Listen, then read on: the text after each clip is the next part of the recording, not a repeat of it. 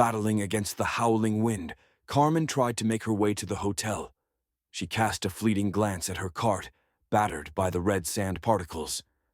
She paused for a moment, shrugged, muttering curses under her breath about her fate, and then rushed forward like a woman possessed to save her belongings. Several knots had come loose, allowing the desert dust to seep inside. The woman bravely fought the elements, which had caused the main street of the town to become deserted. No one dared step out of their four walls. It was one of those moments that reminded people of divine wrath. The wind ravaged the world, pelting the wooden shacks with sharp grains of sand. Unfortunately, today was the day that a sandstorm of unprecedented force, one that struck once every few years, had hit Assyria. Hearing the sounds of cracking wood, one might believe that the buildings would soon collapse like houses of cards. After securing her belongings, the red-haired beauty quickened her pace, gripping a small brown suitcase with both hands, clutching it to her chest like her most precious treasure. The wall of air and poor visibility turned a journey that would have normally taken no more than a minute into a grueling 5-minute ordeal. Carmen had to find her way through the cursed maze created by nature's fury. Exhausted and slightly battered, the traveler from distant lands burst into the shabby hotel, constructed from beams and rather flimsy planks.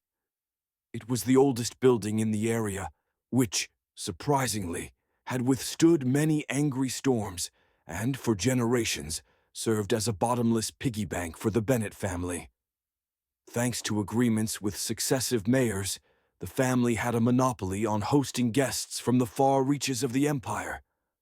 Elizabeth, feeling a sense of superiority over the incoming guest, gave the tired woman, who was gasping for breath, a reluctant look.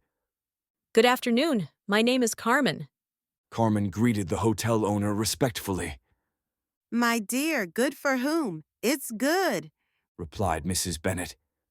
Ignoring the chilly tone, the eternal optimist approached the reception with a confident stride, just after having rested for a moment on the wooden bench by the front door. She smiled sincerely at the sullen figure who, if looks could kill, would have done so today. Is something wrong? Elizabeth asked unfriendly. I'm sorry. My name is Carmen. I heard you. I'm not deaf. And so what? I reserved room number 3 through telegraph. Oh, so it was you. It's because of you that I had to run to the post office to receive those telegrams. Mrs. Bennet huffed. Once again, my sincerest apologies. Carmen, disregarding the hostess's hostility, smiled broadly once more and pulled an imperial coin from the pouch fastened to her leather belt. At the sight of such a treasure, Elizabeth turned pale and widened her eyes, just as the bartender had earlier in a similar situation.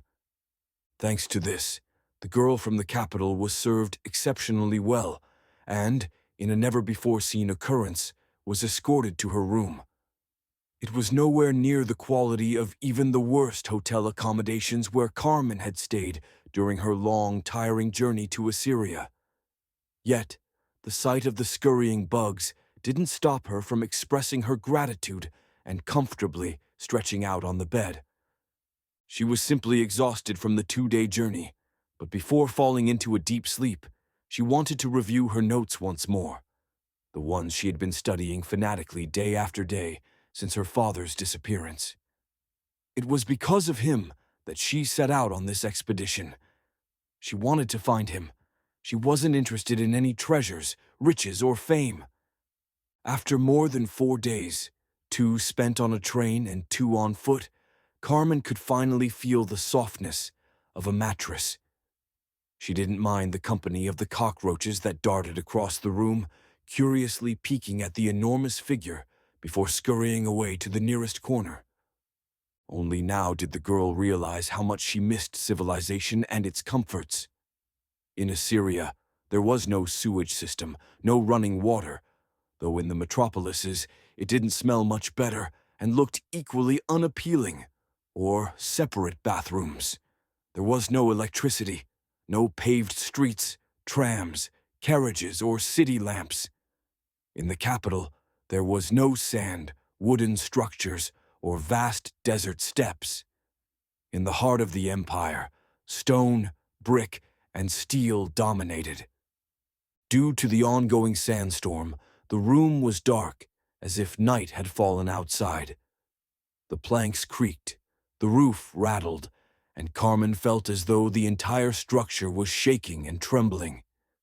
To soothe her nerves and escape from this new, wild reality, the young lady pulled a few of her father's journals from her navy blue briefcase, along with a first aid kit, since it was time for her next dose to boost her immunity.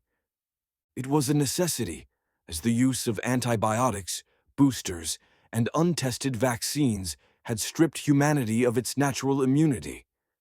Now, anyone who wanted to survive had to regularly administer this life-giving liquid. This applied to everyone: the urban elites, middle-class townspeople, and even the barbarians of the West, as people living in towns like Assyria were often called. No one was exempt from this ritual, and before venturing deep into the great desert, the body had to be strong and ready to fight. After injecting the clear substance, Carmen lay on her stomach and pulled out her notes and her father's records. Once more, she mentally retraced her journey, trying to understand and memorize the useful information she had gathered over the years, from accounts of people who allegedly returned from no man's land, to articles in renowned journals, and all sorts of calculations based on sketches and descriptions provided to her by adventurers. She was certain she would conquer the final stronghold. All her calculations, which she had verified every day for the past 5 years, aligned with her assumptions. She was ready to sacrifice herself in the name of a higher cause. She spent the next few hours studying the notes from interviews with people who had lost the great battle. She analyzed every description of the hardships that might await her during this grueling journey, hoping to avoid the mistakes of her predecessors. She was convinced, as those before her had been, that she was ready for the adventure. But the adventure surprised her sooner than expected, just after the pale sun dipped below the horizon, when someone unexpectedly knocked on her door. There were 2 knocks, not 1, not 3, just 2. Although the person didn't repeat the action, Carmen knew some mystery awaited her just beyond the door. Initially full of enthusiasm, she thought her savior might have changed his mind. But when she glanced out the window, she concluded it must be someone else.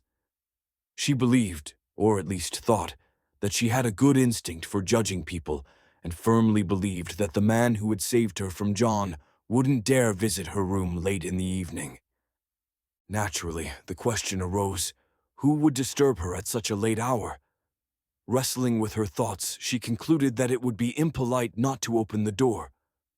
After all, it could just as well be the innkeeper herself, knocking and expecting an answer. She needed to find out. She had to satisfy her curiosity. Breaking away from the world of notes and calculations, Carmen rose from the bed and approached the door. Upon opening it, she managed to notice a tall black top hat, silvery, well-groomed mustache, a wicked grin, and a perfectly tailored jacket fitting a slim body, before the man, holding a cane adorned with golden embellishments, bowed elegantly. "Good evening," the visitor said in a calm, friendly tone. He gave the impression of being a cheerful, dignified gentleman, utterly out of place in the landscape of this backward corner of civilization. Good evening. Carmen replied, surprised. How can I help you? First of all, I sincerely apologize for disturbing such a lovely lady at this late hour, but the matter is urgent and I believe you can help me. No problem at all, sir. If I may ask, who are you? Once again, my deepest apologies. Where are my manners? He bowed again, this time removing his top hat, revealing thick black hair streaked with gray. My name is Everett Yeager, and I would like to have a word with you. In fact, we would like to talk. Yeager gracefully stepped aside, and from behind him, John Marlowe sprang forward, punching Carmen straight in the face without hesitation. Dazed, the woman couldn't piece the facts together, as blood from her broken nose flowed like a raging waterfall, and moments later, she landed on the floor. Two more thugs entered the room, grabbed her by the arms, and dragged her to the bed, where they laid her down. The gang leader, like an old, stern father, smacked John on the head. That's not what I meant when I said to greet her. Where have your manners gone? Sorry, I lost control. You always lose control. It's your biggest flaw. Everett extended his right hand, and the crazed Marlowe knelt and kissed it in gratitude. Although Marlowe could stir up a commotion over just about anything, in Jaeger's presence, he tried to control his unstable mind, for everyone, including the entire gang, feared the wrath of the man in the top hat. It's a good thing she didn't lose consciousness. I wouldn't have been able to talk to her then. The gang leader stated coldly. And then I'd have to skin you alive. Jaeger, laughing at his grim joke, patted Marlowe on the shoulder. And although the other two thugs, Daniel Sills and Marvin Rupert, laughed as well, no one had any doubts that it was more of a warning than a jest. When the bloodied Carmen groaned in pain, signaling that she was conscious, John could finally breathe a sigh of relief. Please excuse my employee. It's hard to find a good specialist these days, Everett said patiently, then sat down on the chair that Daniel had brought over. You're probably wondering why we're intruding at such a late hour, but I've heard some troubling rumors that one of my men was humiliated by you in front of witnesses. Is that true? I'm sorry, but The girl still couldn't gather herself after the knockout blow, trying to stop the blood flowing from her nose. I don't understand what's happening. She managed to say after a moment. You lied to me, you bitch, that's what happened. John shouted angrily, only to be struck hard on the shin with the cane. He fell to the ground, cursing under his breath. The blow was so powerful that tears welled up in his eyes. Everett, who had been the cause of this surprising turn of events for Carmen, rose from his seat, pulled a handkerchief from his pocket, and handed it to her so she could more effectively stop the bleeding from her nose, now as red as a beet. My men are a bit unrefined and sometimes overly brutal, but, they're truthful with me because they know lying doesn't pay in my presence. So John, whom you've already met, told me a little story about imperial coins. Allegedly, a red-haired beauty who dared to strike this scoundrel, now lying on the floor, promised everyone who would accompany her on a journey across the great desert a reward of 5 such coins. It just so happens that recently, actually just moments ago, a new law was passed in Assyria that states that anyone who wishes to venture to their certain death must pay a toll. This especially applies to people who boast about having too much money on them. Terrified, Carmen took a deep breath but held back her response when she saw Jaeger raise his hand. Please consider carefully what you wish to say now, for of all human flaws, lying is the one I despise the most. And what if I truly don't have the coins anymore? She asked uncertainly, trembling with fear. Then you'll have to work off the lost trust on the farm, 1 day for each promised coin. As it happens, there are 6 people interested in your proposition, myself included. Each should receive 5 coins, which makes a total of 30 days of work. I'm sorry, Everett once again waved his index finger, indicating he wasn't expecting an immediate answer. Let's take a walk, He suggested unexpectedly. I'd like to see your stall. I'm curious to see what you've prepared for your journey into these dangerous regions of our world. Perhaps I could offer some advice. And during that time, you'll have the chance to think about the answer you'll give me to the question of whether you have my 30 imperial coins. The main actor of this whole drama instructed Daniel Sills and Marvin Rupert to help Carmen get up from the bed. They gathered all her journals and notes, packed them into a small suitcase, and then handed the bewildered archaeologist her belongings. They nudged her gently in the back a few times, signaling her to move forward. A storm is approaching. Sills, who was standing closest to the window, noted as he adjusted his thin leather coat that reached down to his ankles. The dead gods are angry with us. Jaeger said coldly, then laughed as if he had told a very amusing joke. Please forgive me, but I once heard that from a healer, and I found it quite charming, he said to the bewildered Carmen. Of course, he later lied to me about stealing food from my farm, and he was, shall we say, handsomely rewarded. I'm sure you can guess how his story ended. Despite the increasing wind, the entire company didn't hurry. Jaeger was known for never rushing, as long as everything went according to his plan. During this strange journey, he entertained his guest with blood-curdling tales. As they left the flimsy shelter, the people they passed lowered their eyes and hurried away in fear. The leader managed to tell a story about his nephew, who encountered a poor, life-worn prostitute on his path. He fell in love with her, wanted to marry her, and have several chubby children. But the woman with violet hair took advantage of his kind heart, stole his considerable fortune, and eventually killed him during their nighttime romps. But fate can be cruel, as the runaway got lost during a violent storm and, instead of reaching the nearest train station, ended up on Everett's porch. She cried, sobbed, and begged for forgiveness. He continued, walking at a calm, almost lazy pace.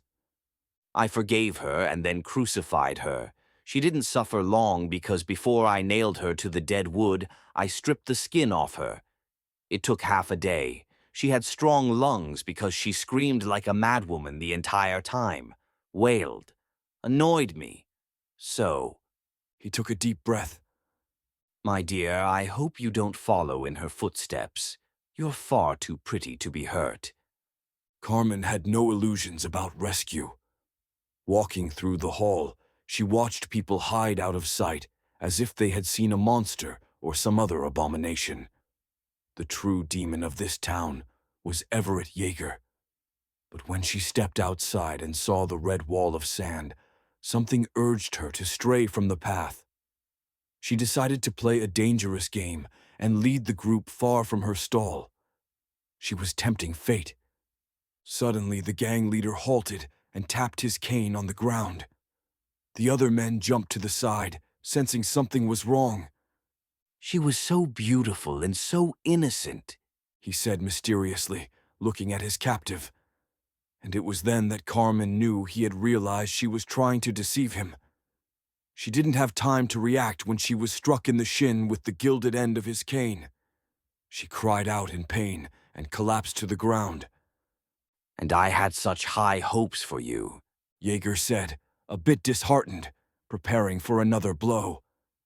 In that tense anticipation of the executioner's strike, no one noticed the shadow of a male figure cutting through the raging storm that once again covered Assyria with its wrath. None of the thugs, even if they had wanted to, heard the characteristic whistling sound. In the last moment, the man in the suit saw a flash, then white, and then he knew nothing, as a wave of pain and heat caused him to momentarily lose touch with reality. The magical projectile, in the form of the ace of spades, easily severed the joint connecting the right hand to the forearm of the king of these lands. Moments later, 3 more such attacks struck just under the feet of the bewildered rogues, sending clods of earth flying. Only then did the nameless man charge into the midst of the chaos, grabbing Carmen with strong arms in one swift motion. In the blink of an eye, he vanished into the belly of the raging storm. At that very moment, the bandit with the severed hand fell to his knees. He watched with fascination as the dirty red blood poured from his body. He was slowly losing consciousness, but even in such a state, he made no sound that would betray weakness. He waited patiently for his end, feeling only anger and a thirst for revenge.